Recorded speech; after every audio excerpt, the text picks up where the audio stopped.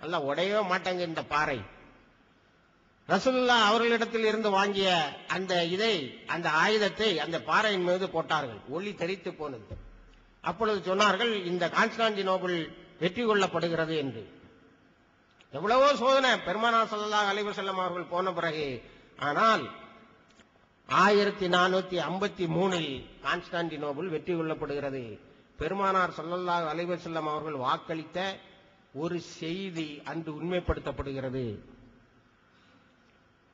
ஆக எங்கேயோ அழித்து விடலாம், கடன் தெரியாமல் ஆக்கி விடலாம் என்றெல்லாம் சொன்னவர்கள் இஸ்லாத்தை எதுவும் செய்துவிட முடியவில்லை.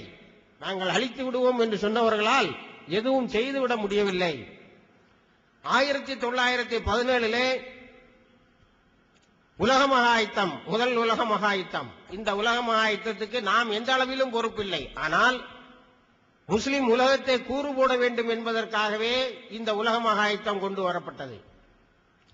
அதிலே அவர்கள் மிகவும் குறிவைத்து துருக்கியிலே இருந்த கிலாபத்தை வீழ்த்த வேண்டும் என்று அவர்கள் திட்டம் போட்டு வேலை செய்தார்கள். இன்றைக்கு கூட பொது அறிவு புத்தகங்களிலே, இஸ்லாமிய வரலாற்று நூல்களிலே இல்லாமல் நீங்கள் பொது அறிவு புத்தகத்திலே எடுத்து பார்த்தீர்கள் என்று சொன்னால், துருக்கிய கிலாபத்தை பற்றி அவர்கள் கொடுக்கின்ற ஜெனரல் நாலேஜ் புக், எந்த எக்ஸாமினேஷனுக்கு நீங்க ப்ரிப்பேர் பண்ற புத்தகமாக இருந்தாலும் சரி எடுத்து பார்த்தால், அவர்கள் துருக்கி கிலாபத்தை பற்றி சொல்லும் போது 1453 இருந்து தொடங்கி 1920 வரை இருந்தது என்று சொல்வார்கள். கிலாபத் இருந்து கொண்டே இருந்தது. உலகத்தின் மிகப்பெரிய ஒரு பகுதி இஸ்லாமிய ஆட்சியின் கீழ் இருந்தது. அவர்கள் அரபுக்கள் அல்ல. அந்த பெரும்பகுதி ஆட்சி செய்து கொண்டிருந்தவர்கள் அரபுக்கள் அல்ல, துருக்கியர்கள். ஆனால் அரபுக்களும் அவர்களுக்கு கட்டுப்பட்டு வாழ்ந்து கொண்டிருந்தார்கள். இந்த கிலாபத்தை அழிக்க வேண்டும், ஒழிக்க வேண்டும் என்று திட்டம் போட்டார்கள். இவ்வளவு பெரிய ஒரு சாம்ராஜ்யத்தை ஒரு கொள்கை ஆட்சி செய்ததே இல்லை. சகோதரர்களை, 5 வருஷம் ஆட்சி செய்யறதுக்கு முன்னாடி உள்நாட்டு குழப்பம் வந்துருது, கிளர்ச்சிகள் வந்து விடுகிறது. ஆனால் இஸ்லாம் ஆட்சி செய்த இடங்களை நீங்கள் எடுத்து பார்த்தால், இந்தியாவிலே 800 வருஷம் என்று சொல்லுகிறோம். எவனு அந்த ஆட்சிக்கு எதிராக கிளர்ச்சி செய்ததாக இல்லை. ஸ்பெயினிலே 800 வருஷம் ஆட்சி செய்தோம், ஸ்பெயின் மக்கள் கிளர்ச்சி செய்ததில்லை. சதிகாரர்கள் தான் பின்னாலே வந்து அந்த ஆட்சிக்கு தொந்தரவு கொடுத்தார்கள். அதே போல 1453 நிறுவப்பட்ட கிலாபத் 1920 வரைக்கும் வந்தது. அதை மிகப்பெரிய சூழ்ச்சியின் மூலம் உலக மகா யுத்தத்திலே அவர்கள் குறியாக வைத்திருந்தது கிலாபத்தை வீழ்த்துவதுதான். அதன் பிறகு கிலாபத்தை வீழ்த்தினார்கள். நீங்கள் கணக்கு பார்த்தால் இன்றைக்கு 2009 இருந்து கொண்டிருக்கிறோம்.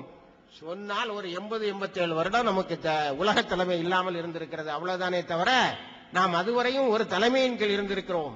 பெருமானார் ஸல்லல்லாஹு அலைஹி வஸல்லம் அவர்கள் காட்டிச் சென்ற வழியிலே நம்முடைய ஆட்சி செலுத்துபவர்கள் இருந்திருக்கிறார்கள். ஒரு 87 வருஷம் தான். 1430 வருஷம் வரலாற்றை கொண்ட ஒரு சமுதாயத்துக்கு ஒரு 87 வருஷம் ஒன்றுமே இல்லை. அந்த கிலாபத்தை நாம் மீண்டும் கொண்டு வர முடியும் இன்ஷா அல்லாஹ்.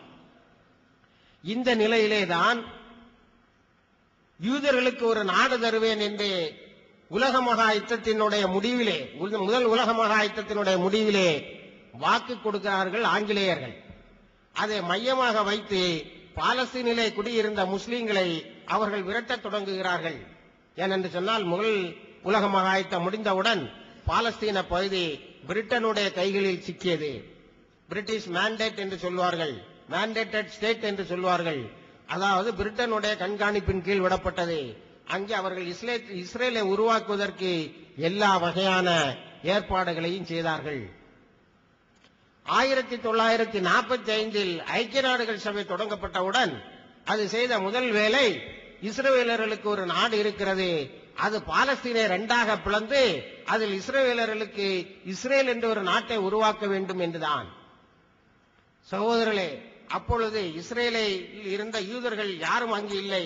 அவர்களை குடியமர்த்துவதற்காக 15 முதல் 20 லட்சம் முஸ்லீம்களை அகதிகளாக அவர்களுடைய நாட்டிலே உருவாக்கி அனுப்பினார்கள். அகதிகள் முகாம்களுக்கு சென்றார்கள். இந்த அகதிகள் முகாமிலே வாழ்ந்து கொண்டே அவர்கள் தங்களுடைய போராட்டத்தையும் தொடர வேண்டும் என்ற ஒரு கடுமையான கோரமான நிலை தொடர்ந்து கொண்டிருக்கிறார்கள். இந்த நிலையிலேதான் அமெரிக்கா என்ற ஒரு வல்லரசு இந்த உலகத்திலே பிரகடனப்படுத்தப்படுகிறது. முதல் 2வது உலக மகா யுத்தத்துக்கு பிறகு அமெரிக்கா ஒரு வல்லரசாக மாறுகிறது.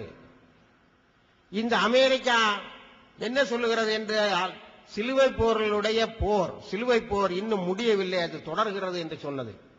45 சொன்னது 2001 செப்டம்பர் 13ஆம் நாள் இதே அறிவிப்பை மீண்டும் ஜார்ஜ் புஷ் அவர்கள் செய்தார்கள். சிலுவை போர்ல தோத்து போயிட்டான்.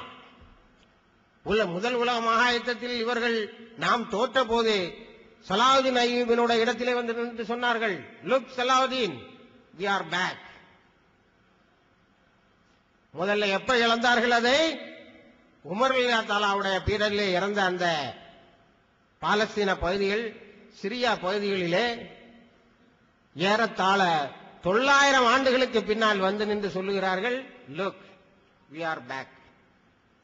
900 வருஷத்துல 900 இயர்ஸ்ல எவ்வளவு தலைமுறைகள் மாறி இருக்கும். பகையை தலைமுறையாக மாற்றி விடுகிறார்கள். அடுத்த தலைமுறைக்கு இதை சொல்லிட்டு போறான், அடுத்த தலைமுறைக்கு இதை சொல்லிட்டு போறான். இப்படி சொல்லிட்டு இருந்த ஒரு சமுதாயத்தை தான் நம்ம ஐயாமுல் ஜாஹிலியான்னு சொன்னோம். ஆனா அது அப்படியே இன்றைக்கும் நடந்து கொண்டிருக்கிறது.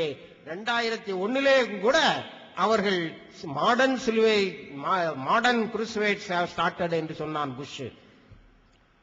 சகோதரர்களே, இந்த 60 ஆண்டு காலத்தில் இவர்கள் என்ன செய்து கொண்டிருந்தார்கள் என்று சொன்னால், இஸ்லாத்துக்கு எதிராக ஆராய்ச்சிகளை செய்து கொண்டிருந்தார்கள். 45 இருந்து தொடங்கி இஸ்லாத்துக்கு எதிராக ஆராய்ச்சியை செய்து கொண்டிருந்தார்கள்.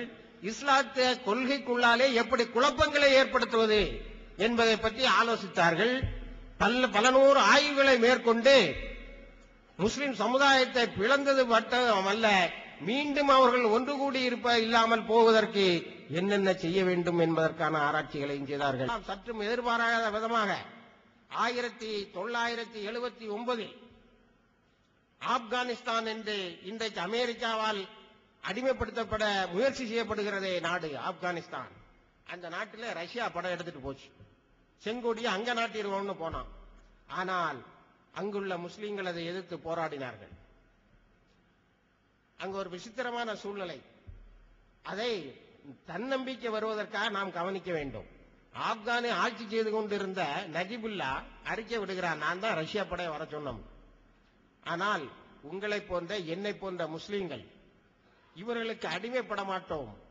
கம்யூனிஸ்டுகளுக்கு, பொது உடைமைவாதிகளுக்கு, செங்கொடிகாரர்களுக்கு அடிமைப்பட வேண்டும் என்று முடிவு செய்தவர்கள் 5 மாணவர்கள் ஒரு இயக்கத்தை தொடங்கினார்கள். கொஞ்சம் கொஞ்சமா சண்டை போட ஆரம்பித்தாங்க.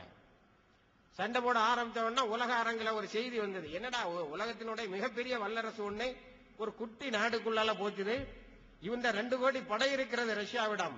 ஆனா ஆப்கானிஸ்தானுடைய மொத்த மக்கள் தொகையே 2 கோடி தான், குழந்தைகளையும் சேர்த்து பெண்களையும் சேர்த்து. என்ன போன வேகத்துல பிடிக்க முடியலையே? இல்ல அங்க கொஞ்சம் முஜாஹிதுகள் சண்டை போடுறாங்களாம். அவங்க யாருன்னு கேட்டான்.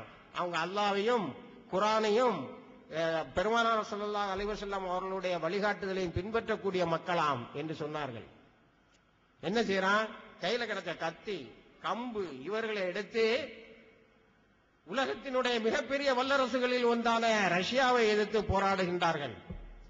உடனே தான் உலகத்தில் உள்ள மார்க்க அறிஞர்கள் எல்லாம் முழிச்சு பார்த்தான். பரவாயில்லையே, சின்ன பிள்ளைகளா இருந்தாலும் பெரிய வல்லரசு எடுத்து சண்டை போடுறான, இவங்களுக்கு நம்ம உதவி செய்ய வேண்டும். அடுத்தால ஒரு கட்டம் வந்தது. இன்ஸ்டிடியூட் ஆஃப் பாலிசி ஸ்டடீஸ் என்று முஸ்லீம்கள் ஒரு அமைப்பை ஏற்படுத்தினார்கள். உலகத்தில் உள்ள மார்க்க அறிஞர்கள் எல்லாம் அதிலே வந்து ஒன்று கூடினார்கள். மிகப்பெரிய ரஷ்யா, ஆசியாவிலே ஆரம்பித்து ஐரோப்பாவிலே முடியக்கூடிய ரஷ்யா சோட்டா நாடு ஆப்கானிஸ்தானுக்குள்ளாலே போகிறது. முஸ்லிம் மார்க்க அறிஞர்கள் எல்லாம் இன்ஸ்டிடியூட் ஆஃப் பாலிசி ஸ்டடீஸ் என்றை வந்து ஏற்படுத்துகின்றார்கள்.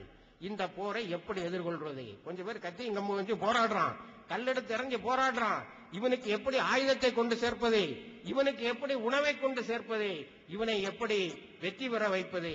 அந்த போராட்டத்தின் முடிவிலே, அந்த ஆய்வின் முடிவிலே ஒரு முடிவு எடுக்கிறார்கள். 10 ஆண்டுகள் இந்த போரை நாம் தொடுத்து நடத்துவோம் என்று சொன்னால் ரஷ்யா பொருளாதார ரீதியாக வீழ்ந்துவிடும். அதன் பிறகு உலகத்தினுடைய ஒரு வல்லரசு ஒன்றும் இல்லாமலே ஆகிவிடும் என்று திட்டம் போட்டார்கள். 10 ஆண்டுகள் தொடர்ந்து போராடினார்கள். சகோதரர்களே,